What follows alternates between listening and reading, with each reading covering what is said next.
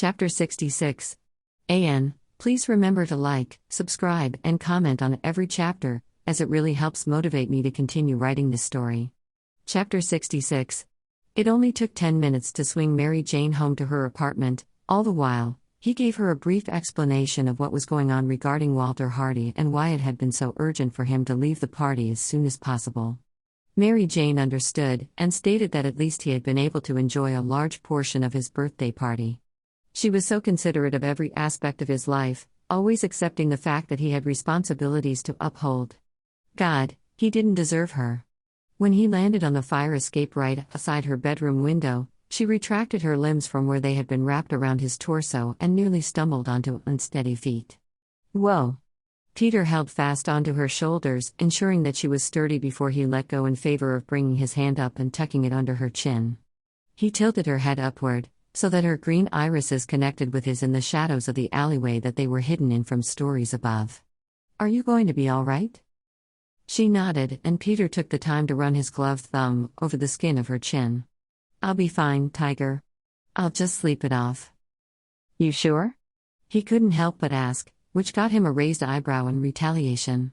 "Trust me. My fluffy pillow is calling my name," she quipped before bringing a hand up to cup her ear. "You hear that?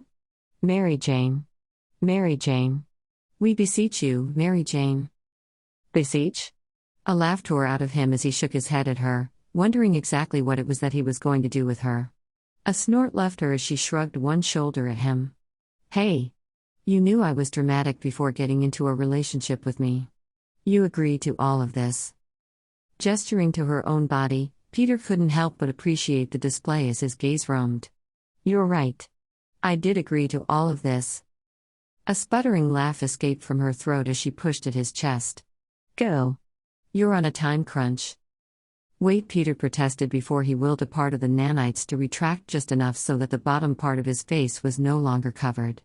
Then he stepped right into her personal space and wrapped his arms around her waist, tucking her close so that her body was flush with his, before he whispered, "One last kiss."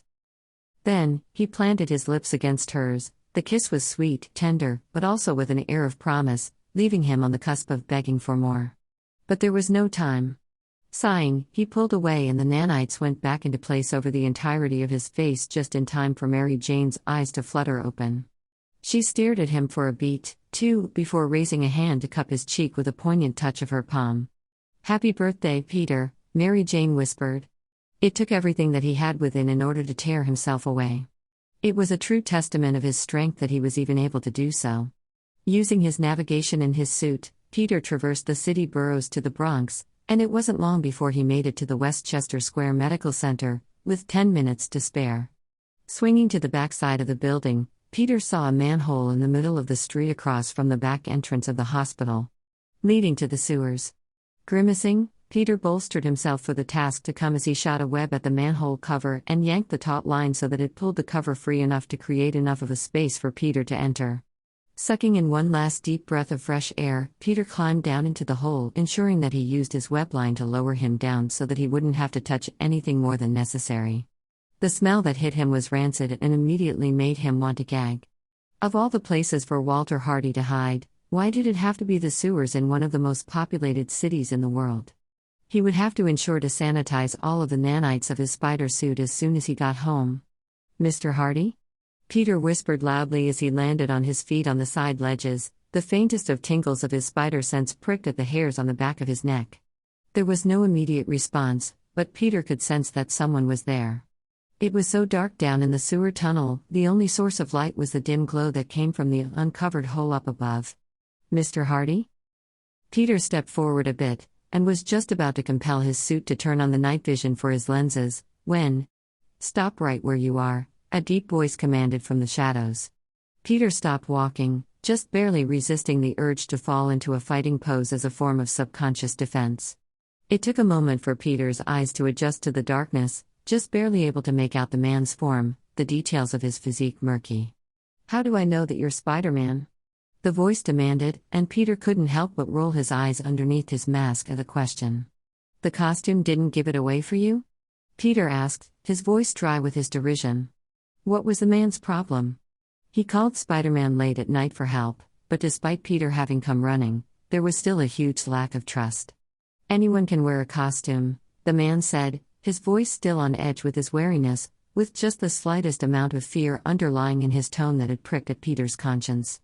Sighing, Peter took a deep breath as he actively reminded himself that the man had every right to feel paranoid.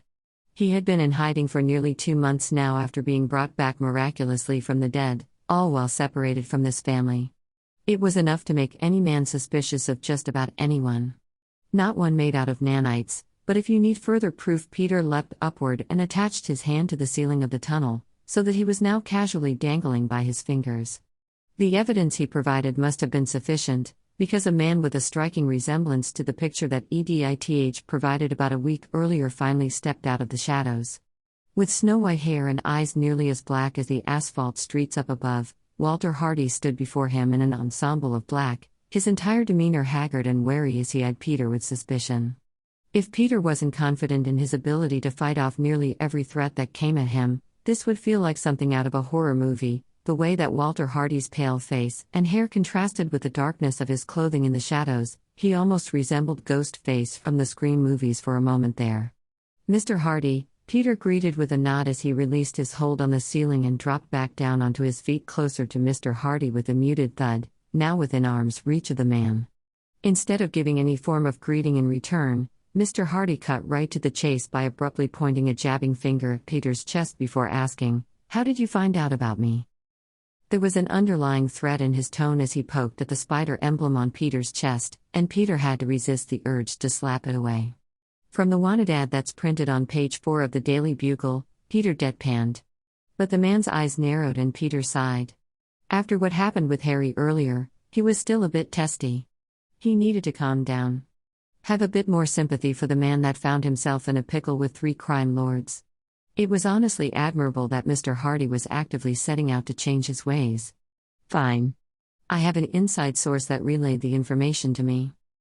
Glory Grant's face came to his mind's eye. Such a brave woman for trying to undermine her criminal boss by handing over information to Spider-Man. But Peter was still worried for her. He'd have to make sure to check in on her soon. Just to make sure that she was all right. "Inside source?" Mr. Hardy asked, bringing Peter's mind back to the situation at hand.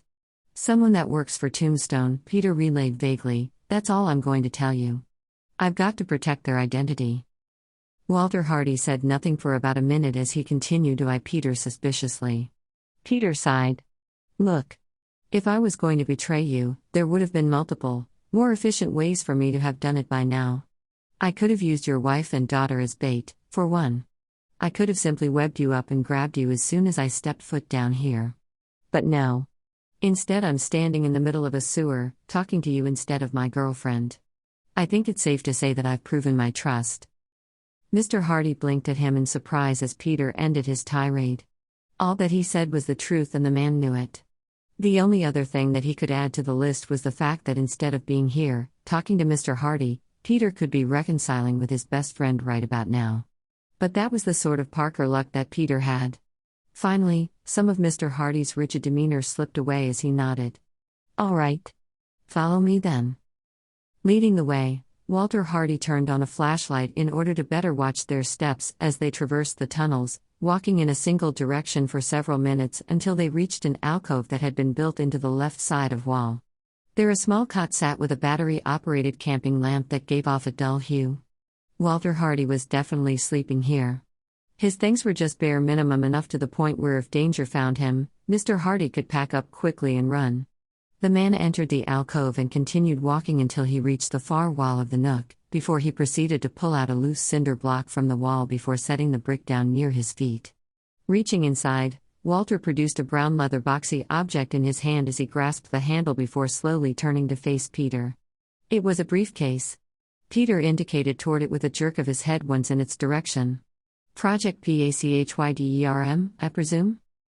Walter nodded as his hand clutched the briefcase handle tight in his fist. "I heard you have a photographic memory."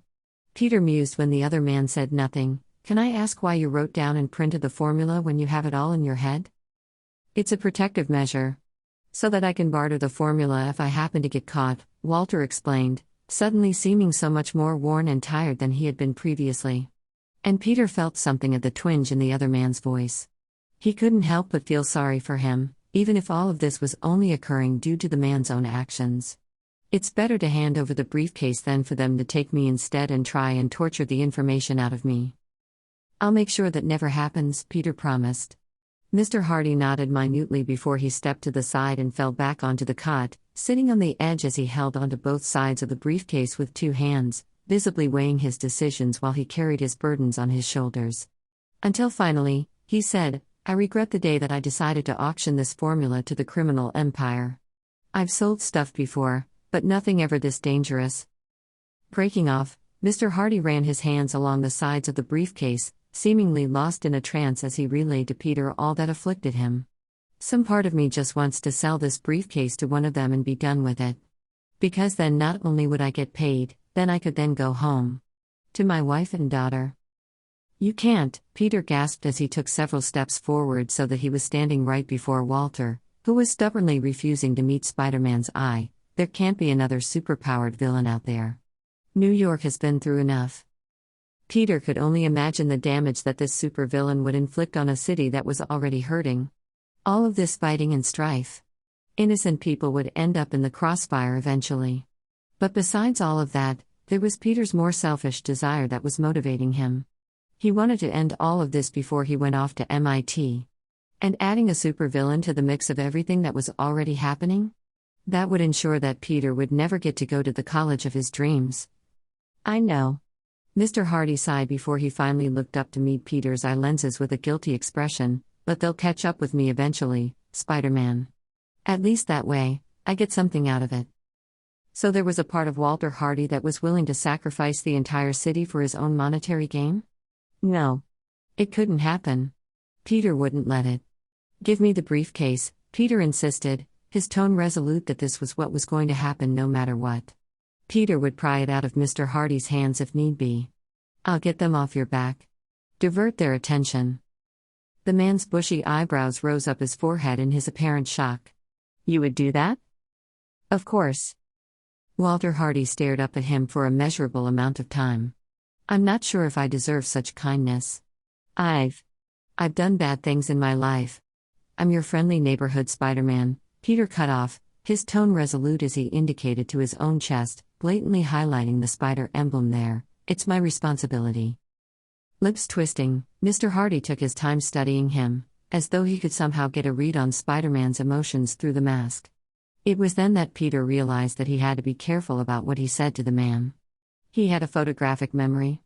Anything that Peter told him, whether it be a slip of the tongue or deliberate information, Walter Hardy would have permanently etched onto his brain. Seeming to find what he was looking for in his analysis of Peter, Mr. Hardy said, I can see why my daughter likes you so much. Peter recoiled, thrown off guard by the abrupt change in subject. I barely even talked to her. At this, Walter shook his head with a bemused chuckle, before he smiled fondly to himself and said, Felicia has always been one that loves a good mystery, something that extends itself to people too. It's only once that mystery is shattered where she tends to lose interest. Peter only nodded slowly at this, unsure of what else to say. He was trying to be respectful, but there were more pressing matters at hand than discussing the man's daughter. Drumming his fingers on the side of the briefcase one last time, Mr. Hardy finally handed it over to Peter, who took it gingerly into his eager hands. How do you plan on luring them out to face you?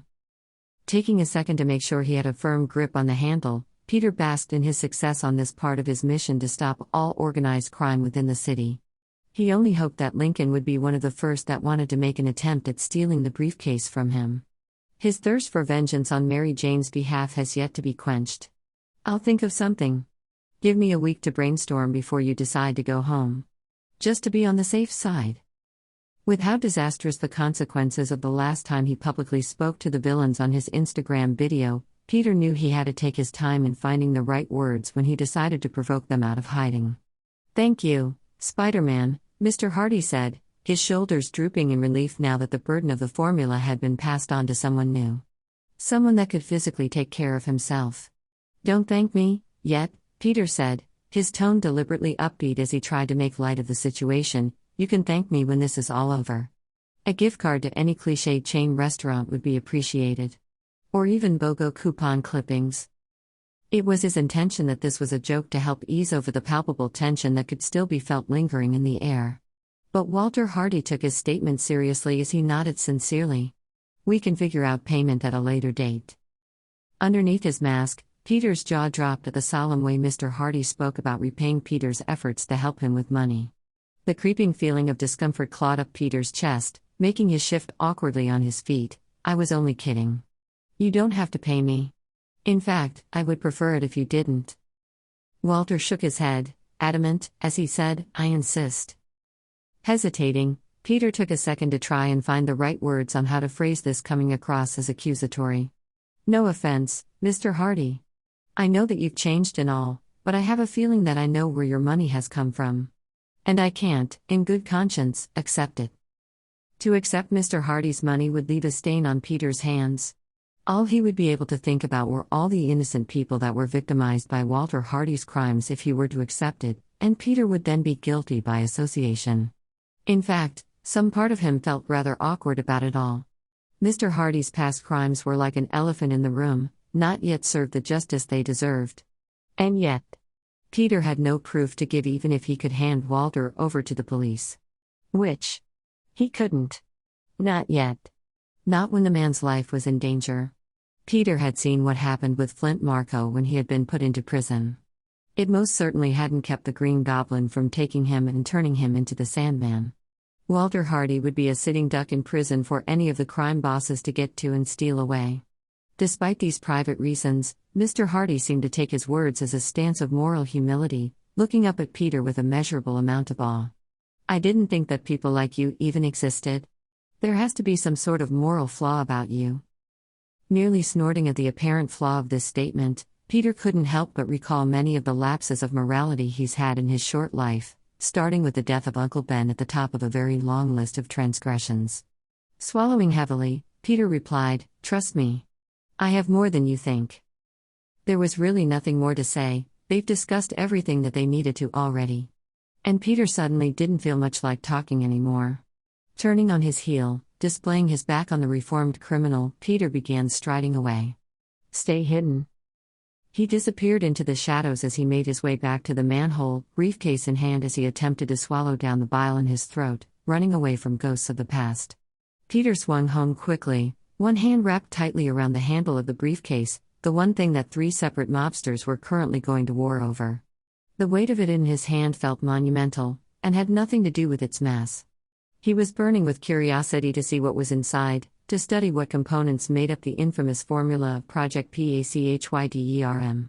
The scientist within him was itching for a peek, but he forced himself to wait until he was tucked safely at home in his apartment. As soon as he climbed in through his bedroom window, Peter willed away the nanites from his spider suit and put it in its cryochamber for charging, as well as sanitizing after his encounter down in the sewers. He forced himself to wait even further on the contents of the briefcase in favor of a hot shower, where he scrubbed every inch of skin until he felt raw and clean and could no longer smell the ghost of the sewer permeating his nose. When he walked out of the bathroom and into the hall with a towel wrapped around his waist, he nearly jumped out of his skin when he saw Aunt May standing on this other side as she set off a confetti bomb. "Happy birthday!" Peter gaped at her, clutching his towel tighter around his damp body as she giggled at his dumbfounded expression. Confetti rained down all around them. "Aunt May," Peter complained, "I'm practically naked." "Sorry," May continued to laugh, "I've been waiting all night to surprise you. I just got excited. Did you enjoy your party?" "You knew?" Peter gasped as he pointed an accusing finger at her. "Of course I knew.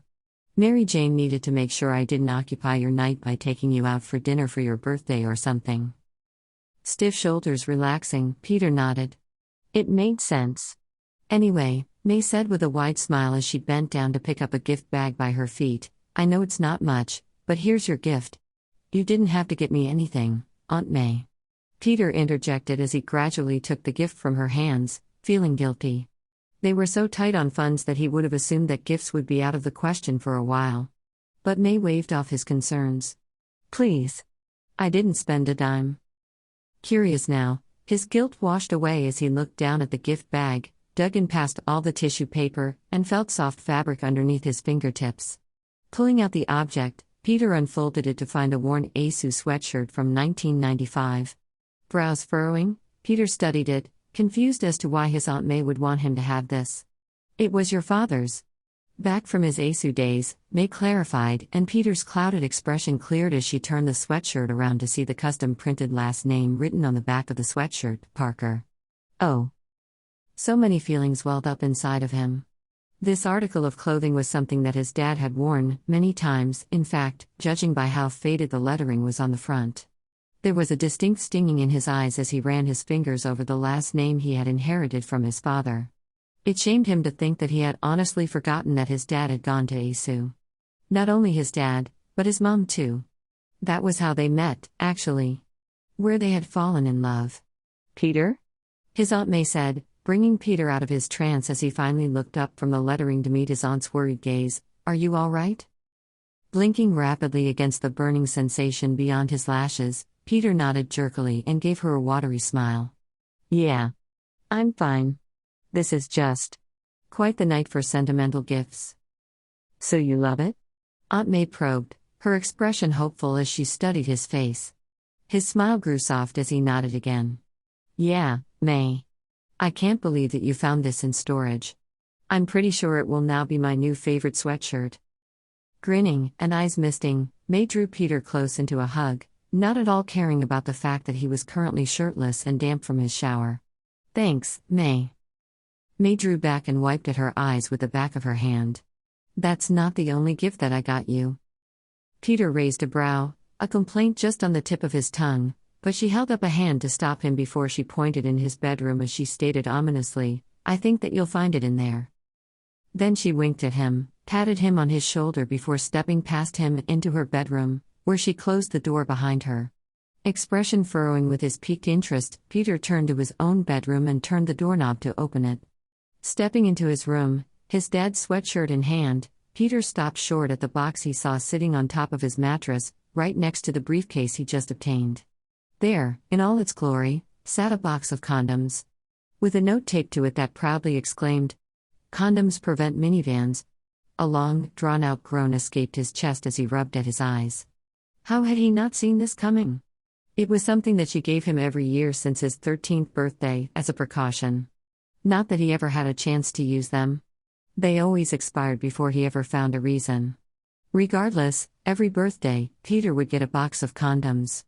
May even found creative ways to gift him the box, much to his embarrassment over the years, as was a testament for this year's. But it felt different this year. Before it had always felt like a joke. But now? With Mary Jane in his life? Abruptly, Peter shook his head of the thoughts, choosing to shift topics in his mind as he grabbed the box and put it in a drawer in his desk. Then, slipping on some boxer briefs, Peter also slid his dad's sweatshirt over his head. Bringing the sleeves to his nose, Peter inhaled the scent. He swore that he could sense old traces of his dad's aftershave within the fabric. And even if he couldn't, the idea that he could brought him a measure of peace. His mind now at ease, Peter sat down on his bed and finally turned his attention to the briefcase. It was locked, of course, but that was no match for his super strength. With a twist of his fingers, Peter managed to pry open the briefcase and found inside a stack of crisp white papers printed with black ink, beginning with a cover letter.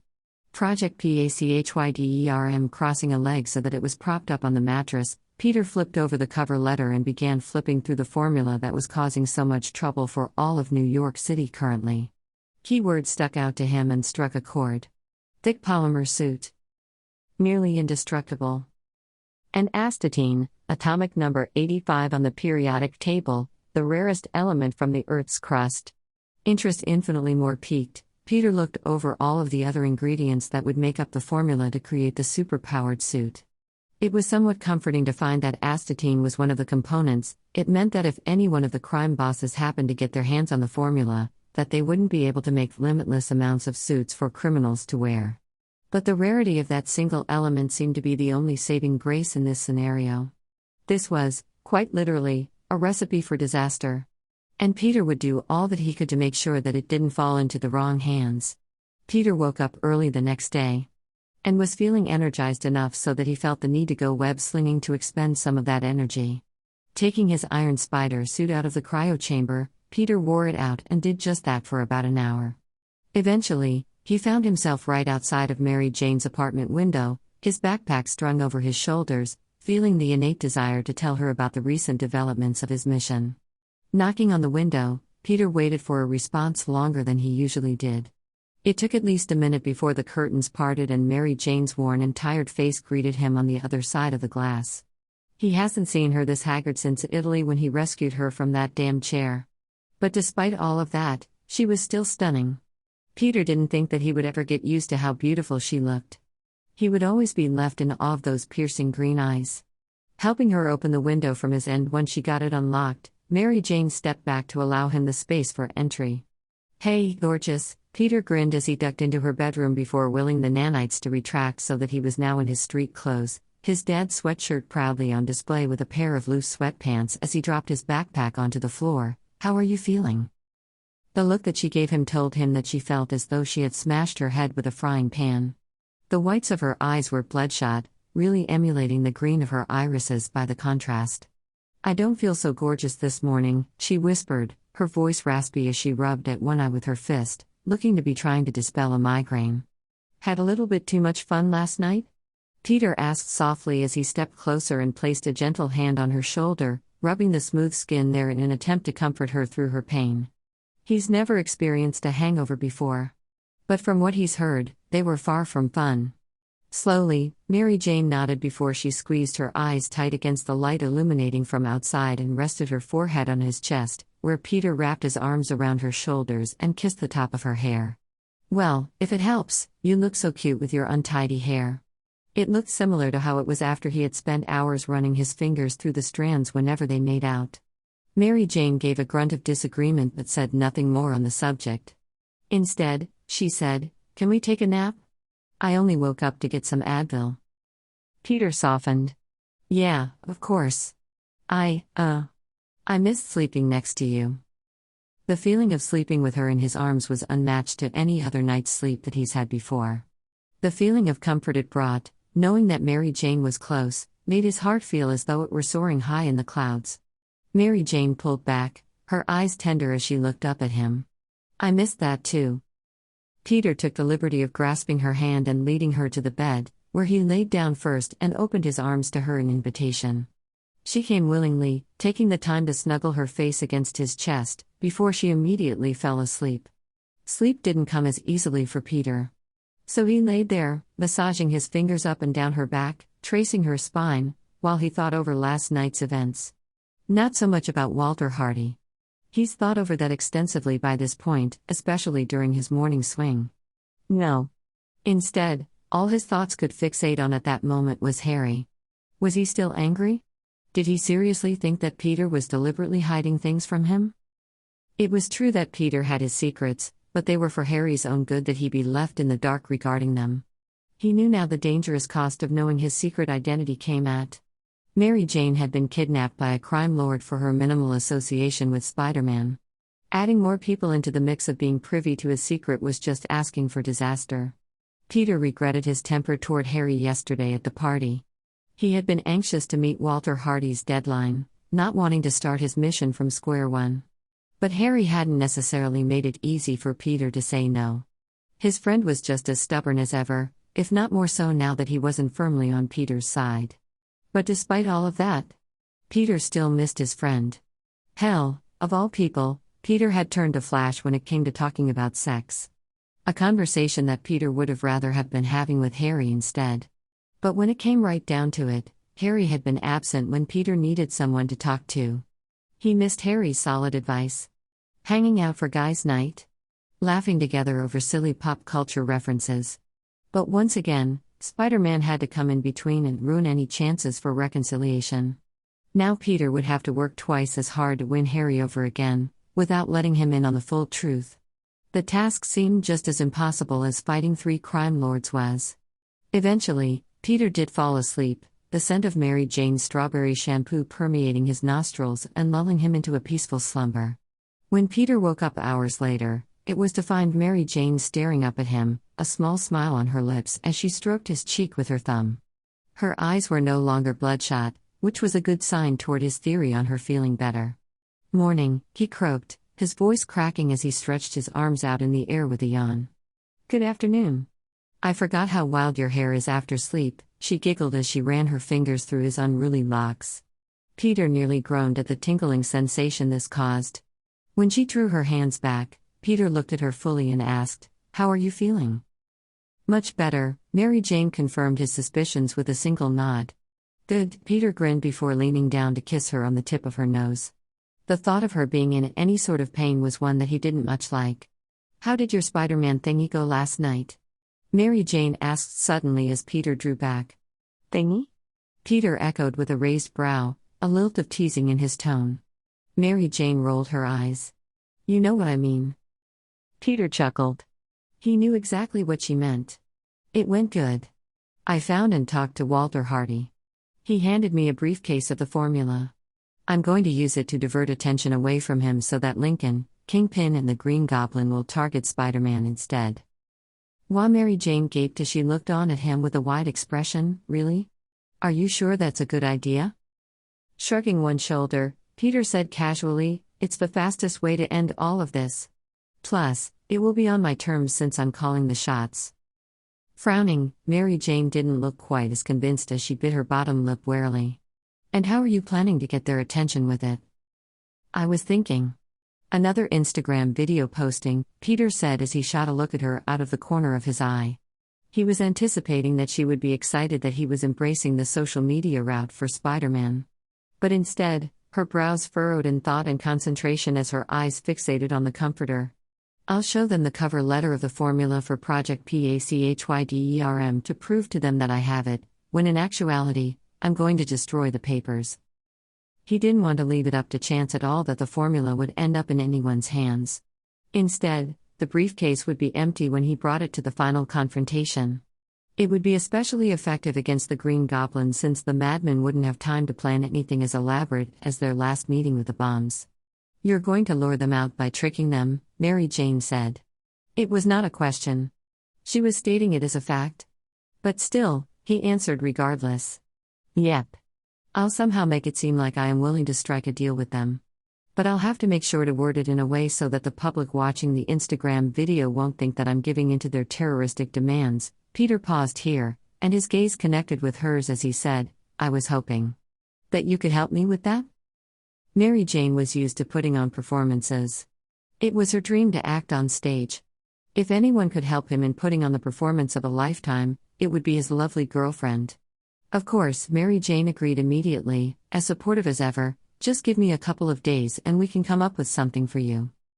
Peter couldn't help it. He kissed her. His love for her once again swelling in his heart as he basked in her seemingly never-ending encouragement. "You're the best.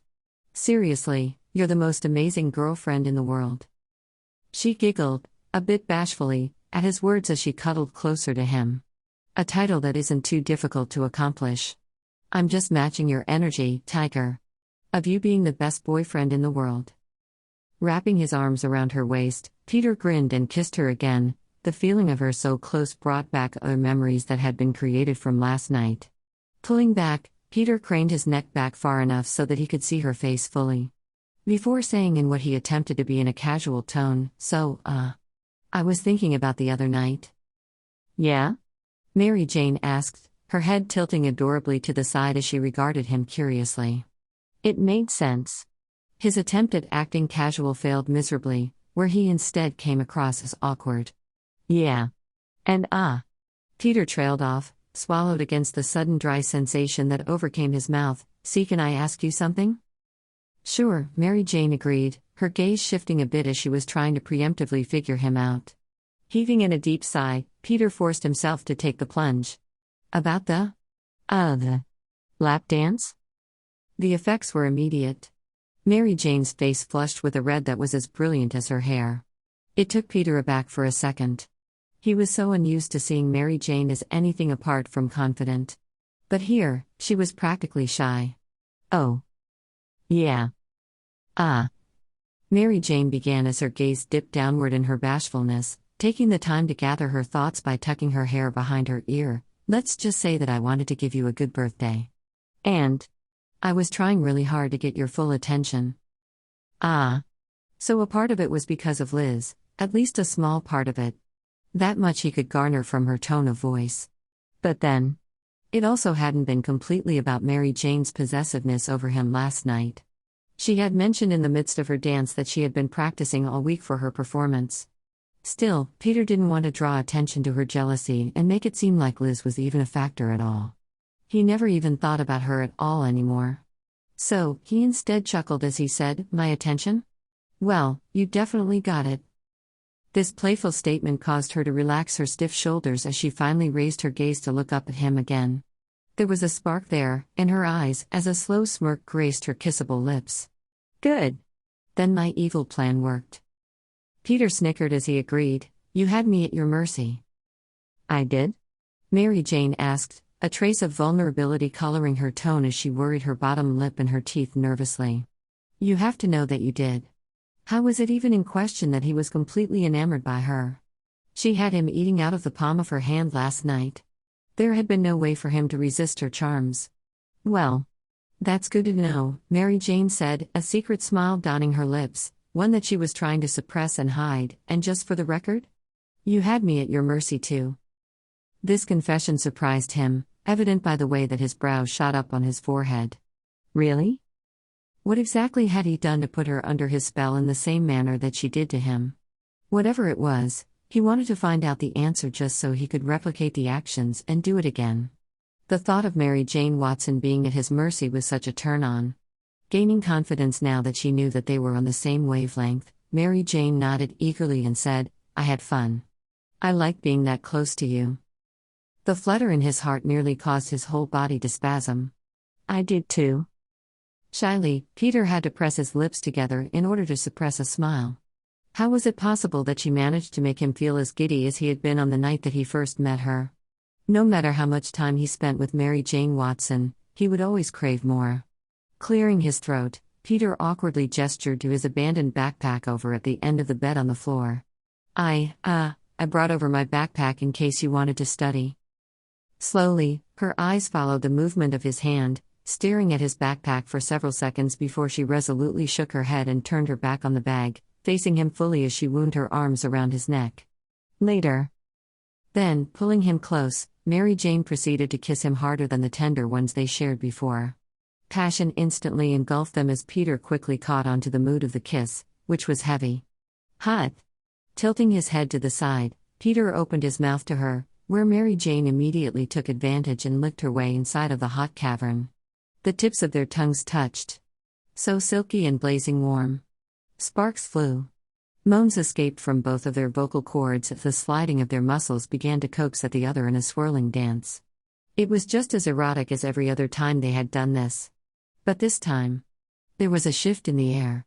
It felt different. More palpable. It was difficult to explain, since he could hardly understand it himself. All that he knew was that he had to be as close to her as humanly possible. Shifting their bodies, Peter turned them so that he instead hovered over her, boxing her in with his body as he poised himself as close as possible to her without crushing her. With a flick of his tongue, he pushed both out of his mouth and into her own instead as he took control, wanting to explore every crevice of her delectable mouth. With his elbows supporting his weight, Peter's hands tangled themselves in her soft hair, tugging at the strands lightly in a way that demanded attention. Mary Jane's fingers were running languidly up and down his sides, unknowingly creating goosebumps with her tickling touch. With each pass she made, she drew inward, until she was stroking at the muscles of his abdomen. Peter groaned as they twitched under her touch, his hardness now acutely visible as it poked against his loose sweatpants. A particular swirl of her tongue against his distracted him from everything else, and he found himself lost in the pleasure of her kiss, that he nearly jolted out of his skin when her hand suddenly came down to cup his cock through the fabric of his pants. It was so unexpected that Peter jerked back with a choke at the pleasure the simple touch evoked. But Mary Jane didn't let him go far as her other arm wound around his torso, clinging to him tighter than ever before. Shh! She coaxed against his lips as her fingers began to run along the length of him through his pants. His breathing quickened instantaneously as a low groan escaped him without his permission. Beneath his thick lashes, his eyes nearly rolled back into his head at the thrill of her exploration of him for the first time. Without another word, she brought his mouth back down to hers, their kisses much more lazy now as both of their focus was on where her hand was rubbing his cock. It was all so surreal.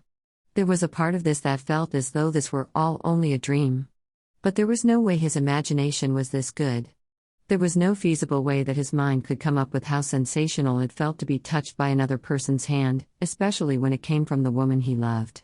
The tips of her fingers measured the length of him, going down until they brushed against the full weight of his balls.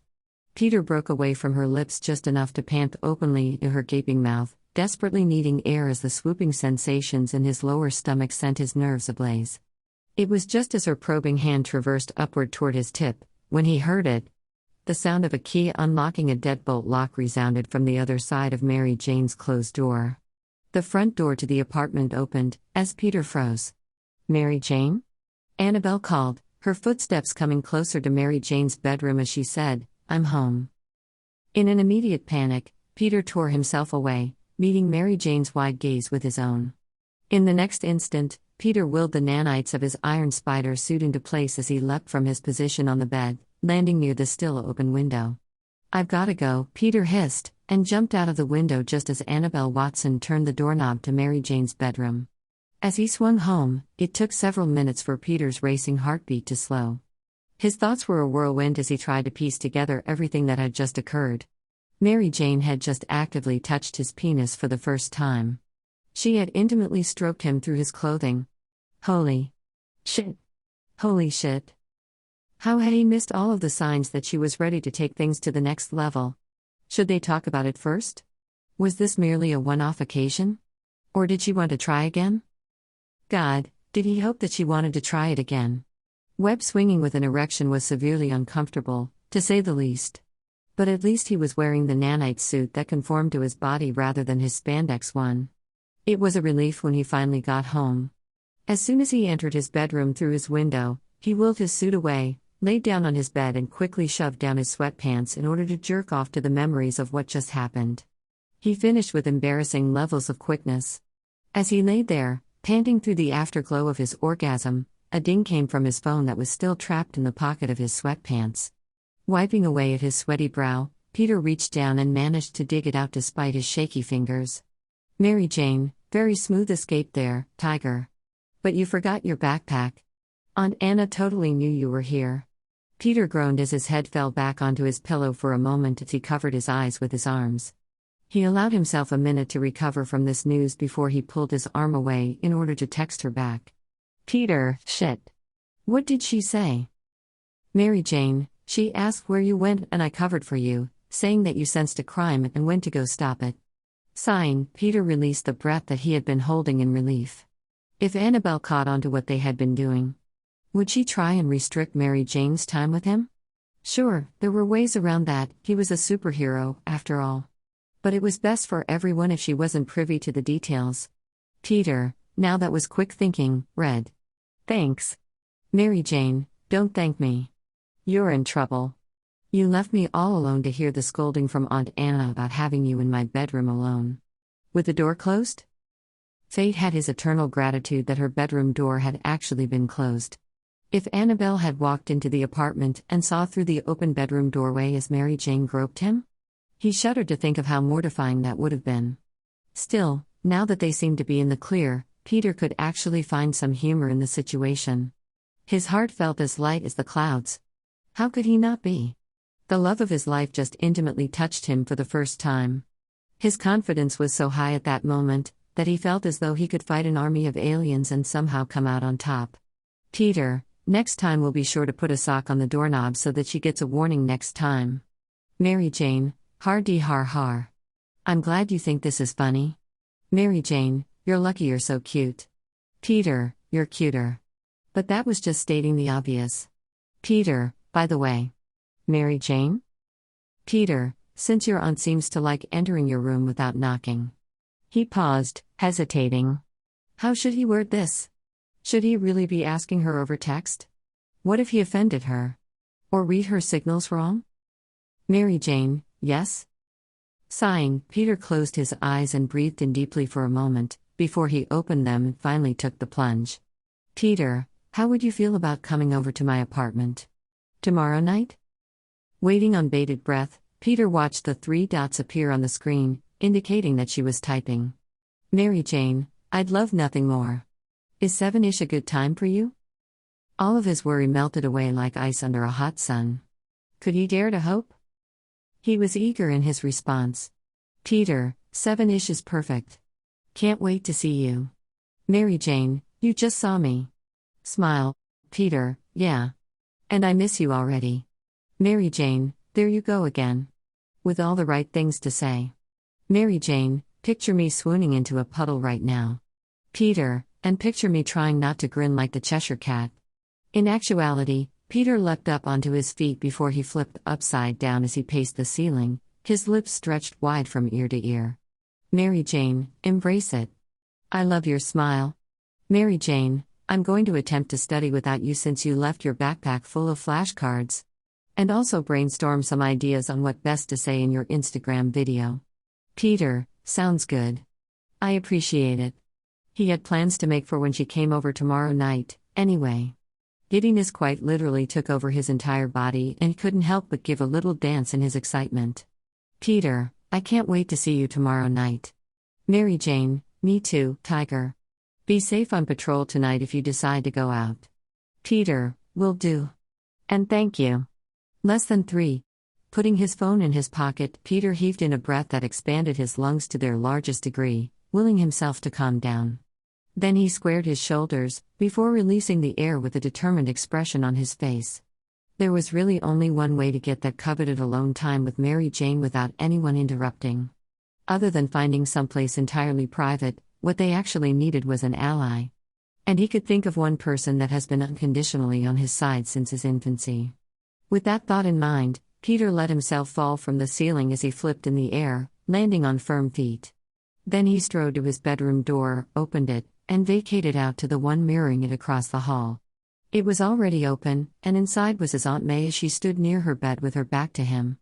Aunt May? Peter asked, hesitantly by the open doorway as she was folding laundry into piles on her bed. At the sound of his voice, she looked back at him over her shoulder with a curious smile from his tone. Hey Pete. What's up? He swallowed thickly, suddenly losing all of his bravado from before in the face of reality in what he was about to ask, questioning if it was really a good idea to involve her. But then, he reminded himself that Aunt May had always been there for him, through thick and thin. He doubted that she was going to give him any sort of contempt for wanting to be intimate with a woman he already declared that he loved. With that decided, Peter entered the room and sat down on her queen-sized bed. Aunt May continued to fold her laundry, giving him the time to adequately find his words. You know when I was 12 and you and Uncle Ben gave me the sex talk? Immediately, Aunt May paused her folding and gave him a blank look. Yes. Peter fidgeted under her stare, unable to bear it as he looked down at his lap, forcing himself to continue. And that if I was ready to, have sex, it was all right if I came and talked to you about it? Out of the corner of his eye, he saw her nod as she put the shirt in her hands back into the hamper, giving him her full and undivided attention. Well, he said uncomfortably as he forced himself to look up at her and meet her eye. I was, wondering if Mary Jane could sleep over tomorrow night? Crossing her arms over her chest, Aunt May tilted her head as she studied him inquisitively. You mean the night I'll be out with Happy? Peter nodded, hoping beyond hope that she will say yes. He loved Mary Jane so much that sometimes it hurt to be parted from her. Just the thought of being with her in such an intimate way felt so right. So natural. He already knew that they belonged together. It was a reasonably organic next step if they both wanted to make love for the first time. May sighed and came to sit down next to him, taking his right hand in both of hers as she squeezed them tight. And this will be your first time together? Biting his bottom lip, Peter nodded again. Aunt May squeezed his hand once more, before stating, It's important that you are both safe. You got that box of condoms that I bought you? How could he forget? They had been on display on his mattress just last night. Yes, Peter confirmed.